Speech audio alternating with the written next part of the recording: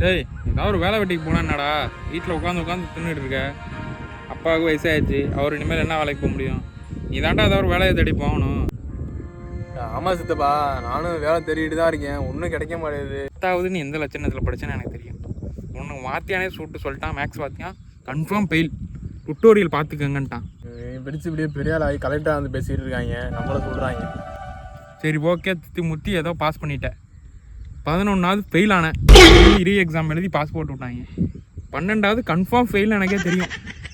இல்லை ஒன்றும் இல்லை சித்தப்பா, நீங்கள் சொல்லுங்கள், நீங்கள் பேசிக்கிட்டே இருங்க, கேட்குறேன், காது இருக்கு கேட்குறேன். சரி இன்ஜினியரிங் சேர்த்தோம். போனவொடனே ஃபஸ்ட்டு செம்மையாக 5 அரியர் முடிஞ்சிடா, அவ்வளோதான் நினச்சேன். அடுத்த சமயம் 4 அரியர், இப்படியே ஒரு 30 அரியர் வச்சேன். என் நேரம் சித்தப்பா, எல்லாம் என் நேரம். நீங்களாம் அட்வைஸ் பண்ணுறீங்க, கேட்க வேண்டியதாக இருக்கு. சரி பாஸ் பண்ணி சர்டிஃபிகேட் கிடச்சி ஒரு வேலைக்கு போகலான்னு பார்த்தா அதுக்கும் லாய்க்கு இல்லை. அங்கே போனால் இவன் திட்டுறான், இங்கே போனால் இவன் திட்டுறானா, வாழ்க்கையில் என்ன பண்ண போகிற ஐடியாவும் இருக்குது. சரி சித்தம்மா, கலெக்டர் போஸ்டிங் ஆளியாக இருக்கான், அவங்க பேர் சொல்கிறேன்.